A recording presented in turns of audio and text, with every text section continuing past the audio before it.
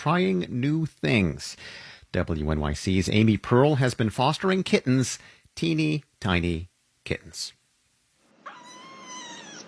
Around the time the work-from-home orders came through, I got my first bottle babies. Okay. They come from the city shelter. They're about 1 week old. Each would fit comfortably inside a baked potato, and they need to be fed with a bottle every 2 or 3 hours. So all through the night, I mix up formula and feed and burp each of them.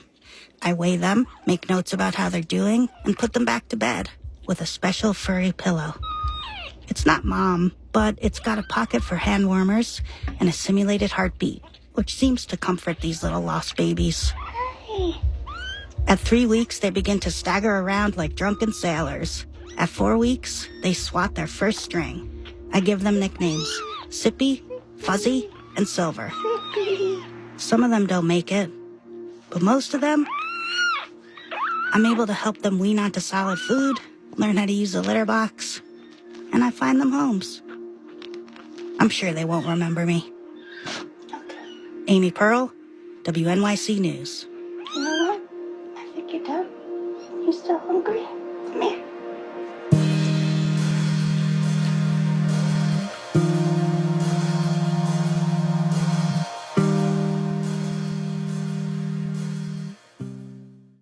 Support for WNYC comes from Amazon Prime Video and the limited series Small Axe, a collection of 5 films from director Steve McQueen and starring John Boyega, Sean Parks, and Letitia Wright. The limited series is available for Guild members at consideramazon.com. Leadership support for WNYC's local and global news coverage is provided by the Jerome L. Green Foundation, partnering with organizations to promote justice and equality for all New Yorkers.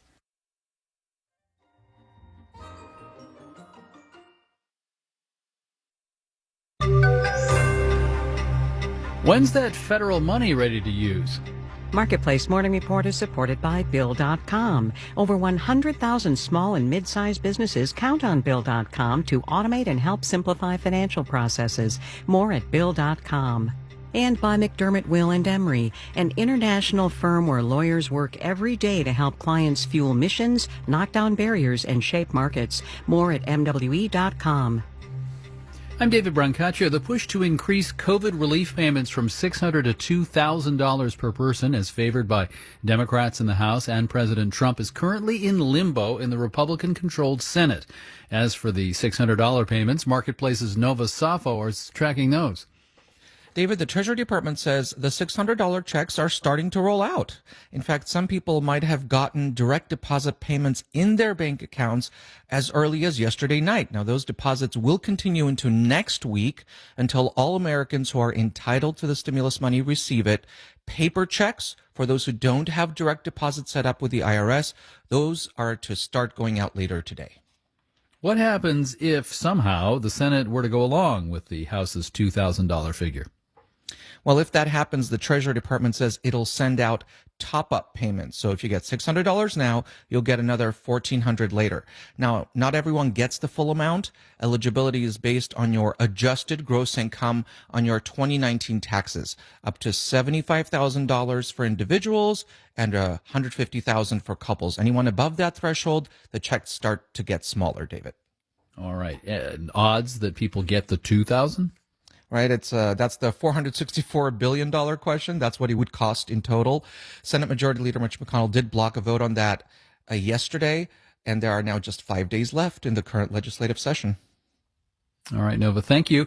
This week marks 50 years since President Nixon signed the law that created OSHA, the Occupational Safety and Health Administration. It's taken on new significance with pandemic, even as its resources have been reduced. Marketplace's Megan McCarty-Carino reports.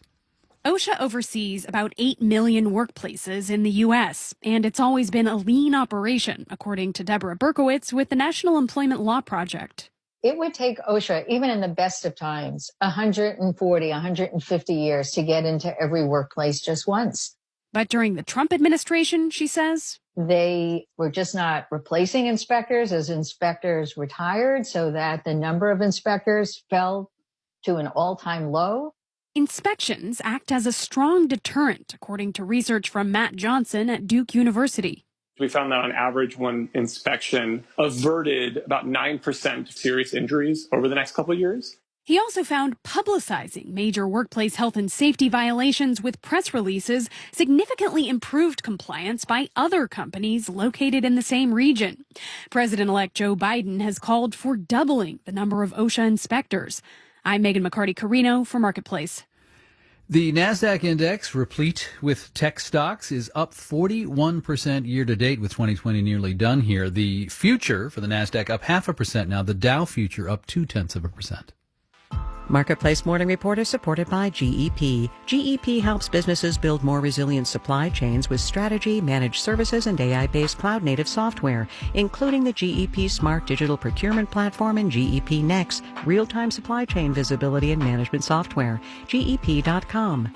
And by Noom, a personalized program based in psychology to help people understand their motivations, change their habits, and lead healthier lives. Learn more at Noom, Noom.com. And by S&P Global Market Intelligence, delivering essential data and insights to business and financial professionals. S&P Global Market Intelligence. Know what matters. There's new published research on ways to identify older people who are especially vulnerable to financial abuse, even if they are otherwise cognitively fine. Some call it age-related financial vulnerability. One approach is finding the right questions to ask. Peter Lichtenberg is director of the Institute of Gerontology at Wayne State University. Good to have you back on. My pleasure. Good to be with you. Figuring out what a person's net worth is, how much do they have, that doesn't really tell us how vulnerable they may be feeling. That's what your research is showing. That's absolutely correct. It really is more impacted by their relationship with others around finances. We're seeing a lot of relationship strain as people get older due to finances, and also just their psychological vulnerability around finances, anxiety, depression, memory problems. You know, financial health is one part of health, along with physical, mental, and functional health.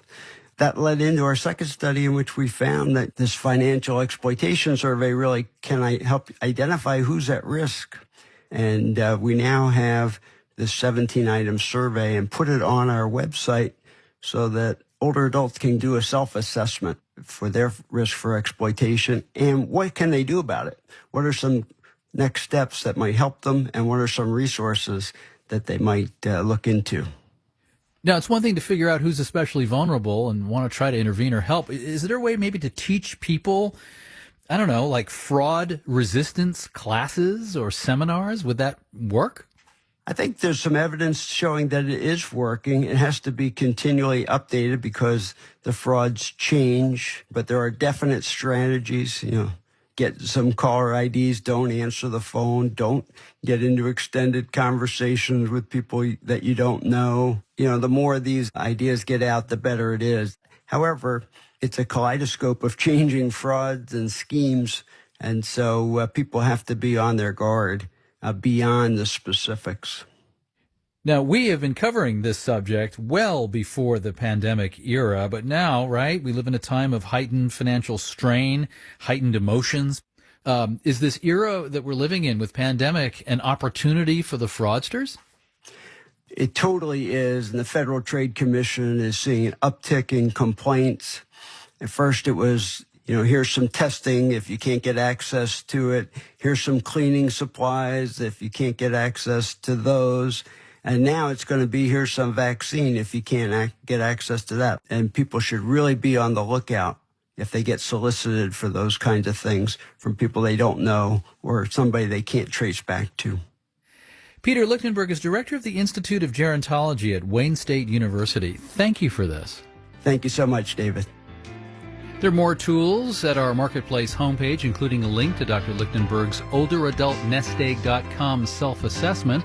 Also search Marketplace Brains and Losses for my special reports on age-related financial vulnerability. I'm David Brancaccio, Marketplace Morning Report from APM, American Public Media.